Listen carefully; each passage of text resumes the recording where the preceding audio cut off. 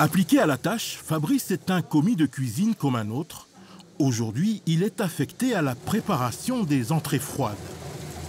Comme tu veux, vas-y si tu veux le faire, ouais. J'en ai déjà fait deux, comme ça on va se partager. Avec sa collègue Mallory, ils font partie d'un programme d'insertion professionnelle en milieu dit ordinaire. Porteur d'un handicap mental, il partage son temps entre le travail en ESAT et un emploi à mi-temps dans cette cuisine centrale. Ça change de travailler toujours en ESAT, je préfère travailler en restauration, parce que j'en ai fait il y a une paire d'années dans l'Est. J'ai fait de 2002 à 2004, j'ai fait de la restauration, on faisait de 40 repas à 50 repas par jour. Cette cuisine collective emploie 24 personnes sur ce site. 8000 repas y sont préparés chaque semaine pour être livrés dans des cantines scolaires essentiellement.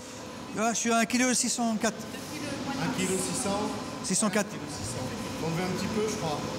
L'opération d'insertion s'est faite sur la demande de l'ESAT Anaïs de Vernouillet. Le directeur de cette cuisine y a répondu. Aujourd'hui, il est même prêt à accueillir plus de monde.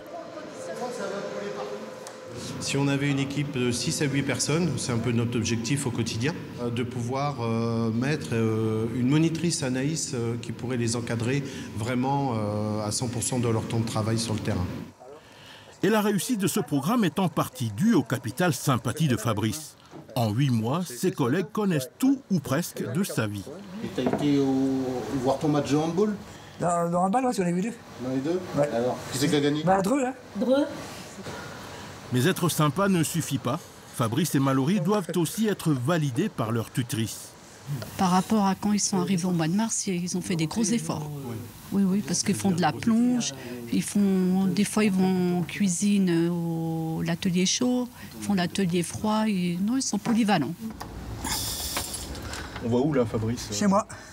C'est ma nouvelle demeure, depuis 1 an.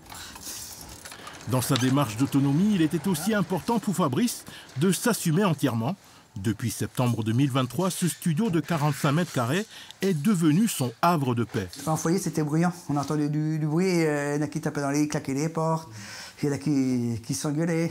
Mais c'était vivant. Ouais, c'était vivant, ouais. Mais là, d'être tout seul, l'objectif, c'est radical, c'est plus calme. Avant de vivre tout seul, il habitait ici, au centre Habitat Anaïs. De temps en temps, il y passe pour voir ses amis, comme Christine. Moi, maintenant, je suis chez moi, je suis tranquille. Enfin, tu peux venir quand tu veux, tu m'appelles, puis après, moi, je peux venir te récupérer. Elle souhaite, elle aussi, être autonome. Ça donne envie. Et je pense qu'être autonome aussi, c'est une chose merveilleuse de savoir se débrouiller tout seul. Bonjour Fabrice. La démarche est encouragée par la Fondation Anaïs. Hélène Bevin a accompagné Fabrice pendant près de 6 mois. Il y a les risques de tout à chacun, en fait. On n'est pas à l'abri qu'il y ait un chauffe-eau qui tombe en panne, on n'est pas à l'abri d'avoir besoin d'un électricien, voilà, d'aller chez le médecin. Ça, on essaie de préparer les résidents au mieux là-dessus. Après, on ne peut pas tout prévoir non plus, mais on essaie en tout cas de faire notre maximum.